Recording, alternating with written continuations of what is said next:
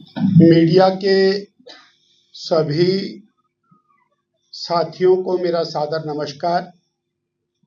आप सबका बहुत बहुत धन्यवाद। आपने बेशकीमती समय निकाला। भारतीय जनता पार्टी प्रदेश की ओर से भी हम आपका सदैव आभारी हैं। आप जो बहुमूल्य विचार जनता तक पहुंचाने में अहम भूमिका निभाते हैं। तो पहली बात ये कि मैंने ये नहीं कहा कि 40 साल से डिलिमिटेशन है। मैंने कहा 40 साल से कांग्रेस पार्टी महिलाओं के आरक्षण के बिल को लटका रही, भटका रही, अटका रही। Very clear. डिलिमिटेशन तो अभी हुआ है, जिसके अंदर मैं भी रिजर्वेशन में आकर के नहान गया हूं सोलन से। सो डिलिमिटेशन हुआ है और डिलिमिटेशन आगे भी होगा। इसलिए और ये भी पार्लियामेंट में स्पष्ट किया कि किसी भी राज्य के अंदर सीटें इसके कारण घट नहीं रही हैं। एक भी राज्य ऐसा नहीं है। केवल देश को बांटने के लिए, राजनीति करने के लिए, राजनीति करने का एक प्रयास किया गया जो विफल हुआ कि दक्षिण के राज्यों की सीटें घट रही हैं, जबकि वो सीटें अनुपात में बढ़ रही हैं। वो भी एक एक करके स्पष्ट किया। इसलिए एक बात बिल्कुल स्पष्ट है कि महिलाओं के अधिकार के ऊपर डाका डाला कांग्रेस पार्टी ने, और उसको they will have to pay it. They will have to pay. Sukhwinder Singh Sukhu जी की सरकार ने पूरा दम मारा कि चुनाव अधिकार से वंचित रखने के लिए पंचायती राज संस्थाओं को वंचित प्रयास किया। इसमें जो सबसे ज्यादा कष्टदायक पहलू है वो ये कि चुनाव आयोग ने नवंबर में इलेक्शन, परंतु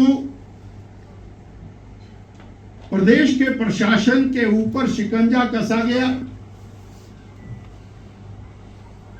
चुनाव आयोग महामहिम राज्यपाल महोदय के पास 35 पेज का पत्र महामहिम राज्यपाल महोदय को दिया। भारतीय जनता पार्टी प्रत्येक समय, प्रत्येक चुनाव के लिए सज्ज रहती है और ऑल्दो ये सिंबल पर चुनाव नहीं है, परंतु 4 कॉरपोरेशंस के चुनाव सिंबल पर हैं। उनके लिए हमने चारों कॉरपोरेशन के प्रभारियों की नियुक्ति मैंने की है। इसी तरह से जिला परिषद अत्यंत महत्वपूर्ण स्थान है। हमने जिलों की प्रभारियों की घोषणा की है, जो और हमारे कार्यकर्ताओं के बीच में से आने वाले विचारों के आधार के ऊपर उनका समर्थन और सहयोग करने वाले हैं। और जो शेष नगर पालिकाएं हैं, वहां पर भी भारतीय जनता पार्टी के समर्थित जो उम्मीदवार हैं, उनके प्रति हमारा कार्यकर्ता सहयोगी की भूमिका में रहे। इस नाते हमारी टीमें वो सच है। उपयोग नहीं होता है। गांव के लोग, शहर के लोग अपना जनप्रतिनिधि अपनी मर्जी से चुनते हैं। उसमें टकराव नहीं होना चाहिए था सरकार को। हाँ, जनता सरकार के खिलाफ है।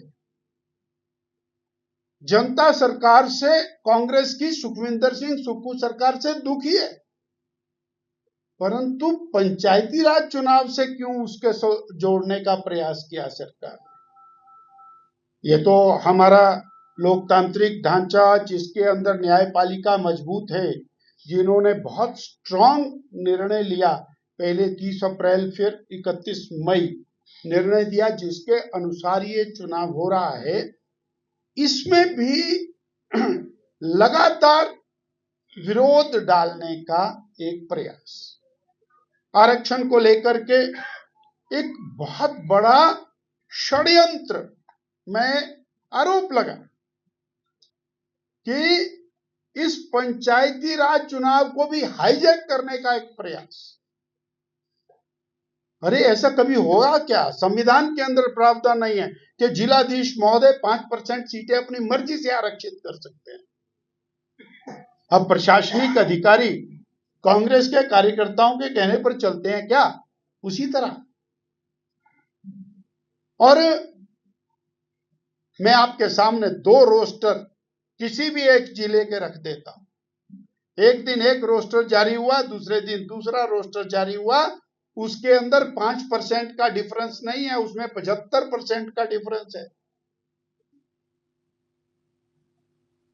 All together change.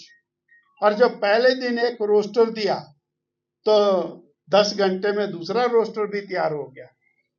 इसलिए हमारा यह भी कहना है कि कई रोस्टर तैयार करके रखे हुए थे, जो मर्जी रोस्टर उठा करके डाल दिया जाए। यानी चुनाव को किसी भी तरह येन केन प्रकारेण हाईजैक करने का एक प्रयास हुआ। हिमाचल की जनता अपने मनपसंद जनप्रतिनिधि चुनेगी, ऐसा हमें विश्वास है। बेहतरीन जनप्रतिनिधि चुनेगी और सरकार को जवाब देगी कि पंचायती राज हिमाचल प्रदेश में सशक्त नींव के ऊपर खड़े हुए हैं, जो जनता के साथ संवाद कर सके। हिमाचल प्रदेश में लगभग 90,000 की आबादी के ऊपर एक विधायक है, और उसका जो वार्तालाप है जनता से, वो यूपी के विधायक की तुलना में 20 गुना ज्यादा है। हिमाचल की जनता अपने विधायक से आराम से वार्तालाप कर सकती है, अपनी समस्या को अपने विधायक तक पहुंचा सकती। तो जनप्रतिनिधि वो तभी होगा अगर 20 लाख की आबादी का जनप्रतिनिधि है, तो वो उसी प्रकार संपर्क कर पाएगा जैसा वो कर सकता है।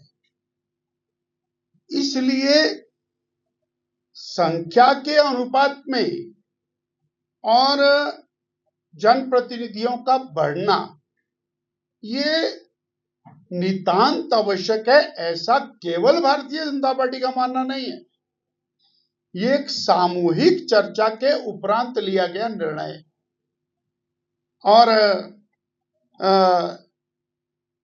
जहां तक आउटसोर्स का सवाल है, डेली वेजर्स का सवाल है, तो सवाल एक बार प्रदेश के माननीय मुख्यमंत्री जी से पूछा जाना चाहिए, जो आज केवल सत्ता में इसलिए बैठे हैं कि उन्होंने कहा था हम पहली कैबिनेट में 1 लाख सरकारी नौकरी देंगे, पक्की नौकरी देंगे, 58 साल वाली देंगे, पेंशन वाली देंगे, और आज तक एक भी नौकरी नहीं दी।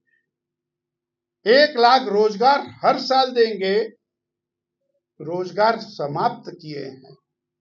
उनसे जरूर पूछा जाना चाहिए, इसमें कोई दो राय। वर्तमान प्रदेश की श्री सुखविंदर सिंह सुक्खू जी की सरकार, उन्होंने स्वयं इसको व्यवस्था परिवर्तन का नाम दिया है, और आए दिन वो पिछले 20, 30, 40, 50 साल से चली आ रही व्यवस्थाओं का पतन करते हैं, सिस्टम्स को तोड़ते हैं, और उनके मन की संतुष्टि होती है, जनता चाहे इससे कितनी भी परेशान क्यों ना हो। आपने देखा एंट्री टैक्स 70 रुपए का 170 रुपए, 500 रुपए का 1200 रुपया, स्टैंप ड्यूटी 500% इंक्रीज, बिजली के दाम में 100% का इजाफा, शहरी पानी में 500% का रेट का इजाफा, डीजल में 10 रुपए 40 पैसे वैट और 5 रुपया सेस, एचआरटीसी बंद, 2,500 संस्थान बंद जो कभी बंद नहीं। तो ये जो हमारे भवन बने तो होटल में कन्वर्ट कर दें, उसका भवन का नाम देने की जरूरत क्या है, आवश्यकता ही नहीं। इसलिए ये सब व्यवस्थाओं के पतन में लगी हुई सरकार है। अब इसका पतन निश्चित है सरकार। दूसरा विषय, पिछले कल चुनाव आयोग ने हिमाचल प्रदेश शहरी निकायों के चुनाव की घोषणा की। हम इस घोषणा का स्वागत करते हैं। प्रदेश की सरकार ने, श्री सुखविंदर सिंह सुक्खू जी की सरकार ने पूरा दम मारा कि चुनाव ना कराने के लिए तरह तरह के बहाने बनाए और संवैधानिक अधिकार से वंचित रखने के लिए पंचायती राज संस्थाओं को वंचित रखने का हर संभव प्रयास किया। इसमें जो सबसे ज्यादा कष्टदायक पहलू है वो ये कि चुनाव आयोग ने नवंबर में इलेक्शन की तैयारी की, परंतु प्रदेश के प्रशासन के ऊपर शिकंजा कसा गया कि चुनाव आयोग को सहयोग नहीं करना। चुनाव आयोग महामहिम राज्यपाल महोदय के पास पहुंचा, 35 पेज का पत्र महामहिम राज्यपाल महोदय को दिया, जिसमें बहुत बड़ा खुलासा है। संवैधानिक संस्था के अधिकारों के ऊपर कुठाराघात किया।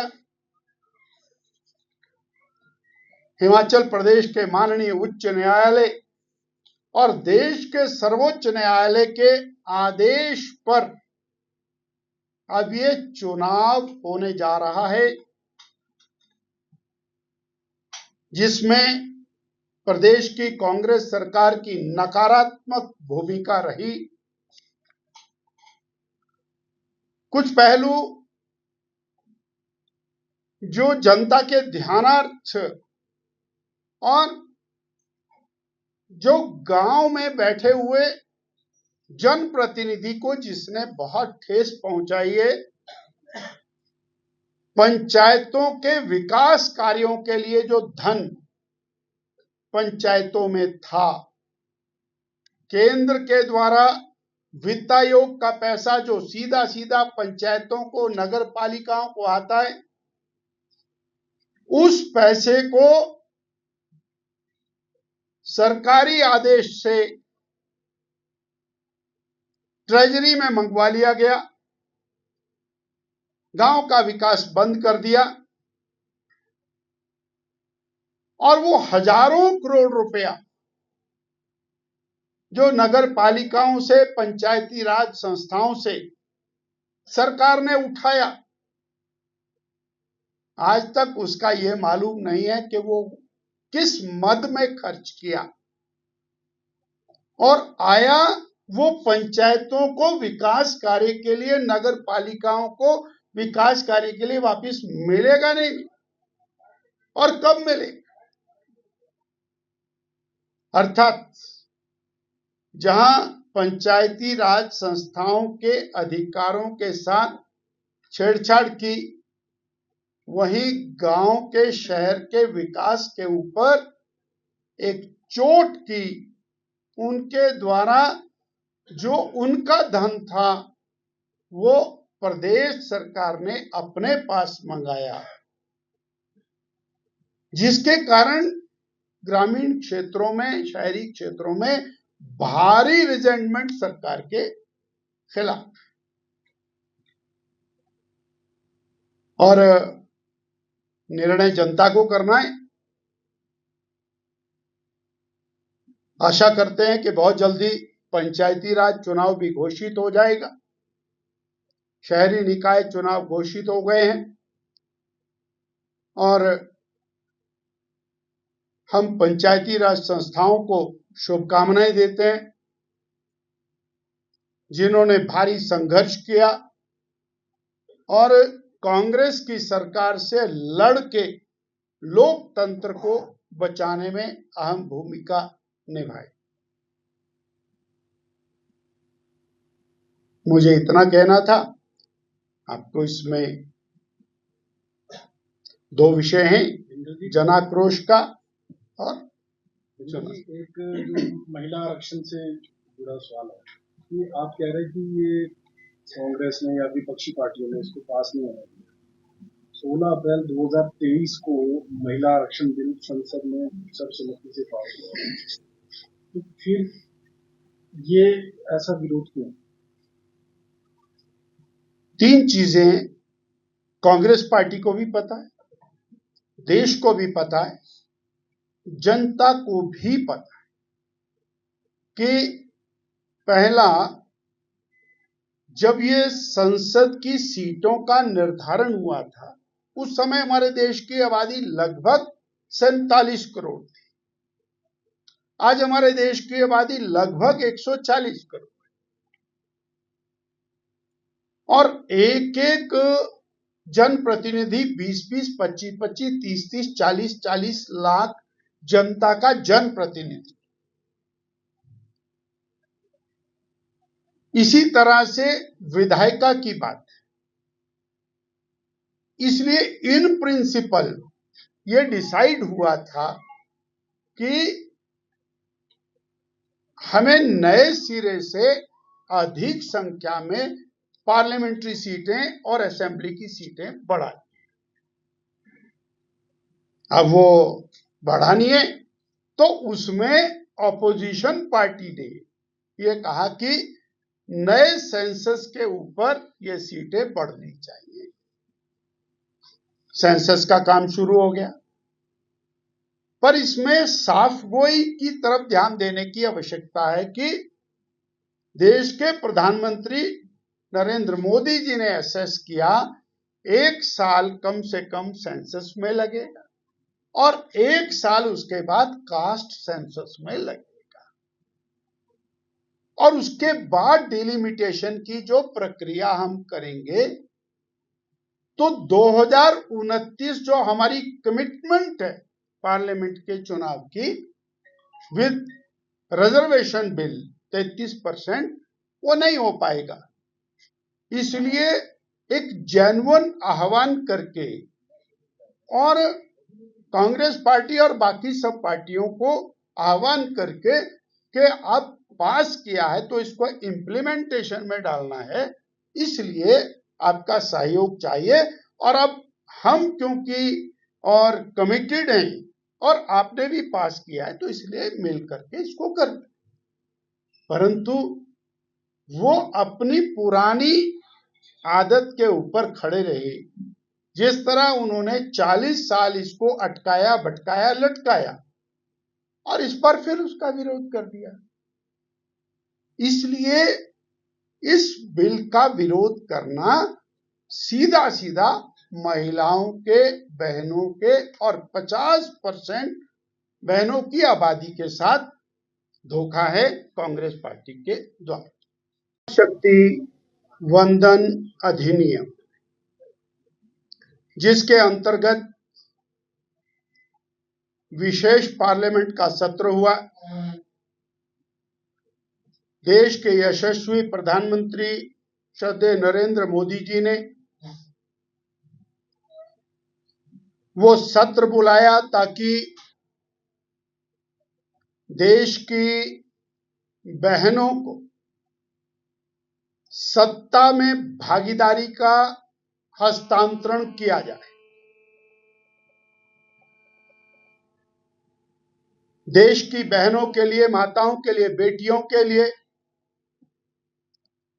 जहां आर्थिक संपन्नता की दृष्टि में अनेक कदम हुए, शैक्षणिक सुधारों में अनेक कदम हुए, सामाजिक दृष्टि से उनका सम्मान बढ़े, उस दिशा में 10-12 साल भरसक प्रयास हुए और समाज में उनकी भूमिका सम्मानजनक हो, उसके लिए अनेक प्रयास हुए और उनमें अच्छी कामयाबी के बाद सत्ता की चाबी देश की बहनों को दी जाए ताकि 50% आबादी के भाग्य का निर्धारण वो बहनें स्वयं कर सके। This was the crux of that special session, यानी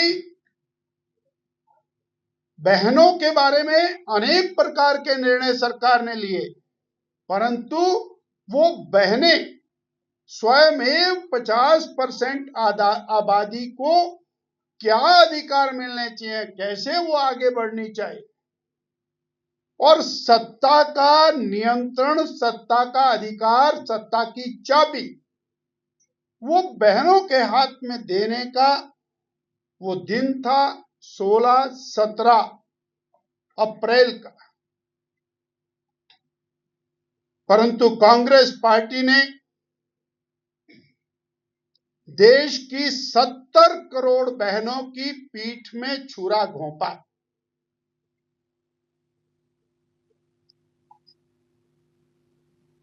उनके हाथ से सत्ता को छीन लिया। 40 वर्षों से वो लटका रहे थे, अटका रहे थे, भटका रहे थे, परंतु जब बिल्कुल चोट मारने का समय आ गया तो देश के कांग्रेस के बड़े नेता अन्य पार्टियों के साथ मिलकर महिलाओं की शक्तियों के खिलाफ खड़े हो गए, दीवार बन के खड़े हो गए, विरोध में खड़े हो गए और इस कदर खड़े हुए कि जब वो बिल गिर गया तो उन्होंने पूरे देश में खुशी मनाई कि अच्छा हुआ बहनों को राजनीतिक शक्ति नहीं मिली। और मैं आपके माध्यम से कांग्रेस पार्टी के सभी नेताओं, हिमाचल प्रदेश के नेताओं के ऊपर भी आरोप लगा रहा हूं कि उन्होंने बहनों के साथ अन्याय किया, उनको सत्ता से वंचित रखने का पाप किया, घोर पाप किया।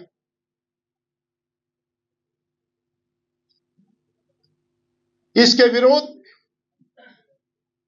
हिमाचल प्रदेश की बहनें कल सड़कों पर उतरने वाली। कल यानी 23 तारीख को जनाक्रोश यात्रा ये हिमाचल की बहनें शिमला में करने और कांग्रेस को बता देना चाहते कि आपने क्या अनर्थ किया है, बहनों के अधिकार के ऊपर डाका डाला और जो बहनों को हक मिल रहा था उनकी पीठ में छुरा घोंपा है। उसको लेकर कल जनाक्रोश पद यात्रा है। हजारों बहनें शिमला सराउंडिंग से, पूरे हिमाचल से नहीं आई। उसके अनेक कारण, चुनाव डिक्लेयर हो गया है तो हम उस सीमा के अंदर, परंतु हजारों बहनें कल कांग्रेस के खिलाफ लामबंद होंगी और इसका जवाब कांग्रेस को देना पड़ेगा। बड़े कष्ट के साथ कहना पड़ता है, हिमाचल प्रदेश के कांग्रेस के नेता अभी भी बहनों के खिलाफ बोल रहे। स्पष्ट करें ना कि वो आरक्षण के खिलाफ है। घुमा करके क्यों बोलते हैं? जब श्रद्धेय मोदी जी ये बिल लेकर के आए, तुमने बिल का विरोध किया। जब वो बिल गिर गया, तुमने खुशियां मनाई, मिठाइयां बांटी। और अब प्रदेश के कांग्रेस के नेता, सत्ताधारी नेता, वो मीडिया के माध्यम से खुले मंचों के ऊपर बहनों के ऊपर किए गए अत्याचार का खुला समर्थन कर। इसलिए कल ये आक्रोश प्रदर्शन है और चौड़ा मैदान में प्रातःकाल 10 बजे बहनें एकत्र होना शुरू होंगी और कांग्रेस के खिलाफ जमकर प्रदर्शन करें।